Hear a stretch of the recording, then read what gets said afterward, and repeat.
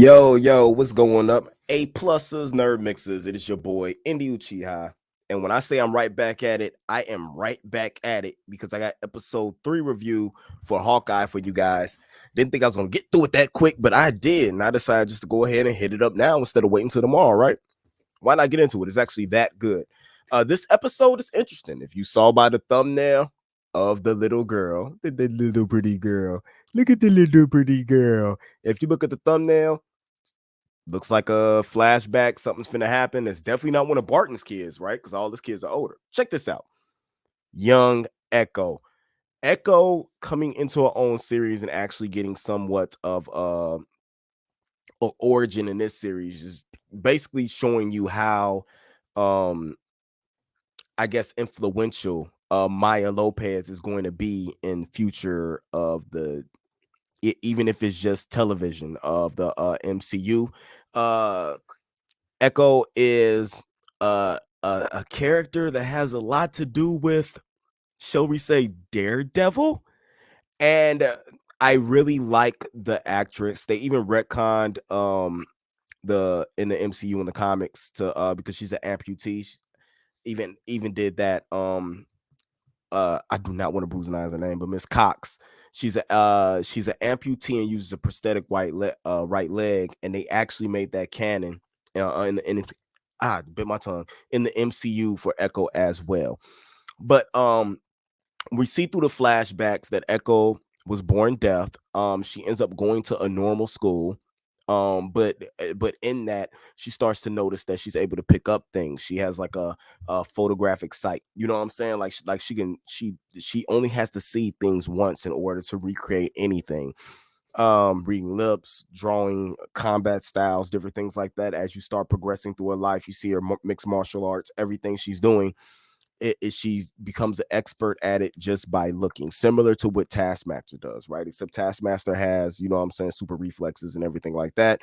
Um, Echo is similar in ways, but you know what I'm saying, different. Also, with being deaf, her other senses are stronger, so she just ends up able to do it. Great foil and friend of Daredevil, you know what I'm saying, itself was actually used in order to take down Daredevil at times. Made him fall in love with her, and then you know what I'm saying, and attacked him right after, but was always a threat. I think she was made to watch was it Bullseye? I can't remember who it was. Like she had to watch video of somebody who was able to do hand-to-hand combat with Daredevil and like almost defeat him a couple of times. She like watched hours of that and Daredevil fighting, and when she went and fought him, you know, she had pretty much the upper hand because she knew exactly what to do. But Maya was then also shown that when she thought that somebody else was the one who killed her father, that it was actually, you know what I'm saying, Wilson Fisk that did it, aka the Kingpin. And I think we're having a similar story along with side with this when it comes to Ronan and Clint Barton. Because Clint Barton as Ronan actually did kill her father. and but her father was a member of what it seems to be what's going on is Wilson Fisk's tracksuit gang or whatever this is, because we look at this thumbnail and you see the hand that's touching her cheek right there. If you listen to the little laugh and stuff like that, the person that they called uncle, that laugh gave it away. Vincent D'Onofrio's Wilson Fisk. So are we gonna have a Kingpin sighting in this or not? I don't know. It's not his trademark white suit because it was a flashback, so it was the, you know what I'm saying, like the black suits he used to wear. But we know that his father was involved with the mafia, and we know who runs all the mafias, you know what I'm saying, around New York. So that this being based in New York, you know, it could happen. But we picked up where the last episode took off, and we have Clint Barton and we have Haley Steinfeld's Kate Bishop's, and Kate Bishop is tied to like one of those little riding spaceships. So like Clint Barton is like on a unicorn horse thing, and they're being questioned about, you know, Ronan. When the leader Echo finally comes out, she looks at Clint Barton's earpiece and thinks that he's ASL, that he can sign. And when Clint shows that like he only knows so much, he ends up getting taped back down to the horse. And they try their best to clear Kate of what's going on, even telling Echo that it was Black Widow that killed Ronan and he was there. He saw them both die. Echo thinks it's kind of convenient that the person that killed her father and the person that killed her father's killer is both dead. You know what I'm saying? That's too convenient.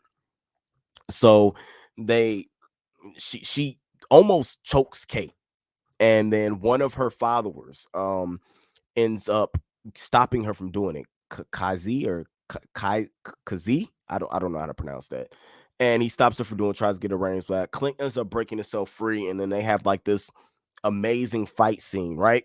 Maya is a great hand-to-hand combatant, so she ends up being somewhat of a real threat to Clint, you know what I'm saying, who just looks weird tied to their horse, right? I'm so glad he got off of that, man. It was just weird. Um, but they end up fighting hand to hand. She ends up kicking his earpiece out, crushing it, so that puts him at a disadvantage because he can't hear. They end up fighting all over this little toy factory. He ends up finding his bow and arrows, which enables him to get the upper hand again. He shoots two arrows pinpoint to fasten Echo's jacket to the wall, which was amazing, and starts just doing what he does, like flippy off the back into a a ball pit. Shot an arrow right past Kazi, like skinned his cheek, sets Kate free, and then Kate goes crazy with the hand to hand. They end up getting out of there, running past the 72 Challenger. Fraction of Asia Comics, right? That 72 Challenger looked amazing too. Clint doesn't want to wreck it, so they break into an older car. And Clint doesn't want to drive. He can't hear. He wants to shoot arrows, but Kate says she can't drive. Clint is driving, but Clint can't. The funny thing about this is Clint can't hear nothing that she's saying without the hearing aid. So you get this wonderful, funny, delightful car chase with Kate Bishop hanging out the window with this one, shooting arrows while Clint drives, and them not being able to communicate with each other. But you get a variety of trick arrows. You get putty arrows, explosive arrows, you get the plunger arrow, acid arrows, among a bunch of others, and a special Pym arrow that we got to see that was just excellent how that broke down. With Kate actually getting used to using, you know what I'm saying, different types of arrows and stuff like that. They end up escaping only to hit like a traffic jam and cars coming from him. Clint tells Kate to shoot an arrow in the air, like directly up in the air. He hits it with the Pym arrow, and it turns like a arrow into the size of a skyscraper that drops down and ends up, messing up the bad guys chasing him. He then gives her a USB arrow and tells him to cover her. She shoots the US so he can go get the plunger arrow back. Shoots the USB arrow at them just for it to bounce off the dude's chest. But they're all afraid of what the arrow's going to do because they watched what all the other arrows did. That was hilarious.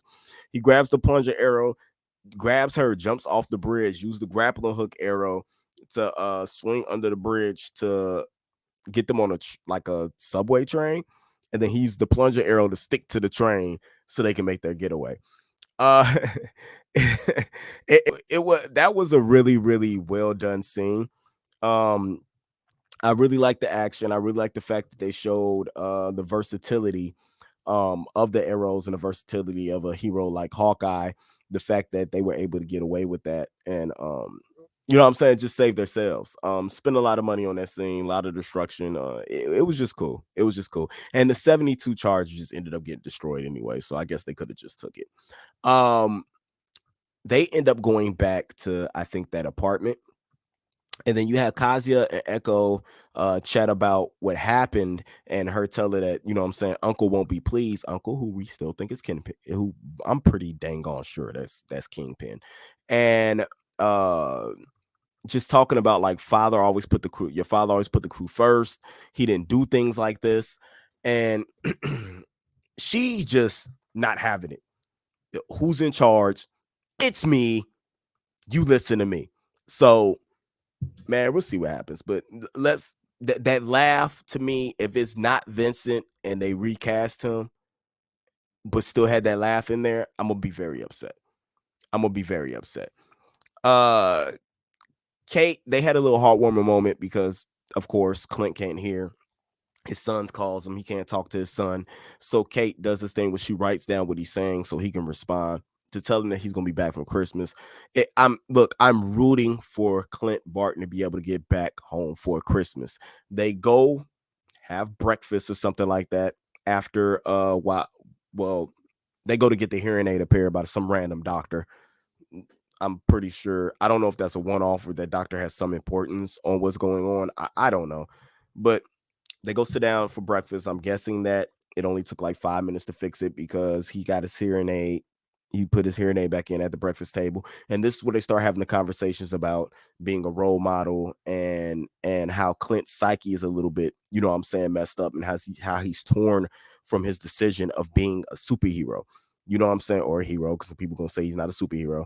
You know what I'm saying? He's been Hawkeye for 20 years, but he's lost friends, he's lost family, he's not being able to spend time with his immediate family. So he's just letting her know that there's like consequences, that there's trade-offs for what you got to do. Um, and then Kate goes straight into, look, uh, you need a better costume in order for you to, you know what I'm saying, be more popular among kids and stuff like that. And then she draws a costume right quick. And the costume that she drew was the exact costume from the comics with the Hawk wing mask with the H on the forehead. And then he was like, that's stupid. Um, so that's stupid. My wife would divorce me for it, and it's just a sucky idea. But I think that uh Kate has kind of figured out who Ronan is. She makes a comment about it's got to be somebody close to you. That's why you couldn't say anything about it, and he just avoids like answering the question altogether. So he's not willing to, I guess, take the blame or accept forgiveness. You know what I'm saying, for everything he did as Ronan. So and you could really tell that he doesn't feel like he should be in the same, you know what I'm saying, levels. He should be held to the same level as a Captain America or a Iron Man or anything like that. That he's just a vigilante. He was just a hired, you know what I'm saying, assassin. Um, so Kate ends up being like you're wrong about that. She was like, you stayed in a city to help a person you didn't know. You know that's admirable. That's the thing a hero would do. That's why you're a role model. So the dynamic between those two, and really being able to see Clint Barton's character like this, you know what I'm saying, really down on himself, really getting to see how this character feels about everything he did is really interesting to me. And it really gives a lot more depth and character, you know what I'm saying, to Clint Barton itself. But they head back to Kate mom's house, and with their newly named pizza dog, because she named the dog Pizza Dog. And while they're doing that, you got Hawkeye explaining a little bit more about Tracksuit Mafia, how Ronan and them hooked up, why they don't like why they don't like Ronan and stuff like that. And then Clint asked Kate about the what other stuff was at the auction, because you know he's worried about stuff that might have been at the Avengers compound, and that might have stuff to do with other MCU Disney Plus series. I'm thinking there's technology out there that's going to make villains ordinary, like criminals, you know what I'm saying, super villains. So it's going to be pretty interesting. But Kate is trying to explain to him how she thinks Jack is linked to Armand's death, talking about the sword, how the butterscotch that he offered her, she saw in, you know what I'm saying, Armand's house the night of his murder. And so they need to go back to her mom's house in order to get into the security database to find some dirt on Jack and the Tracksuit Mafia. When she starts to get into it, she sees Kazi's name, somebody who was with Echo, but gets locked out. Clint feels like this eeriness, you know what I'm saying, around mess. He slowly starts to walk through the house. He's met by Ronan's sword. He can't see who's wielding it, but we're seeing it's wielded by Jack. Now, going with Jack, um, after thinking a little bit, and Jacques de Quincy. Nah, I can't pronounce French or foreign stuff, but y'all know who I'm talking about. Swordsman. Those you don't know, Swordsman was actually the a circus performer turned villain, turned hero. He did a lot. He used to be a member of the Avengers. He's one of the oldest Avenger villains, members, and things like that. But when Clint Barton, who was abused by his father, you know what I'm saying, ran away from home, he came to the circus. When he came to the circus, that's where he met, you know what I'm saying, Jack. Jack was a swordsman that taught him, that took on Clint Barton as his apprentice, that taught him all the skills that he knew, hand-to-hand combat, and made him a weapon master. That's also where he met Trickshot. Trickshot was the one that specifically taught him how to wield a bow. So I'm wondering if when Clint Barton turns around and sees who's holding that knife to his neck, if there's some connection there. Because man, that is a hell of an origin story if they take it back to then, because all just to bring that circle around, that'd be amazing storytelling if that's what they're going with everything that they're doing, you know what I'm saying? But uh Swordsman versus Hawkeye with Kate Bishop being tied up in it, maybe. Yeah, we get Trick Shot down, you know what I'm saying, the lane, if it's somebody that Clint Barton hasn't took out already, with Echo and Kingpin, and possibly in Spider-Man Daredevil coming around. They're building a whole universe here, and they're building the friggin' multiverse back up to bring these ground level threats, these earth-based threats, so that these heroes like Hawkeye and all these people that we have left that are just on Earth that have something to do while all this intergalactic stuff is going on. I'm feeling it. Let me know what you guys thought about this episode right here. I'm digging it. I'm digging this series a lot, by the way. I love these characters. I really want to see if they're going to go the comic book route with Jack's background and connection with Clint Barton. That'll be crazy to me, especially with like the I wonder if they even gonna do like the crush that Jack had on like Wanda and different stuff like that made him betray the Mandarin, or if he has ties to the Mandarin right now, and if it ties into the 10 ring.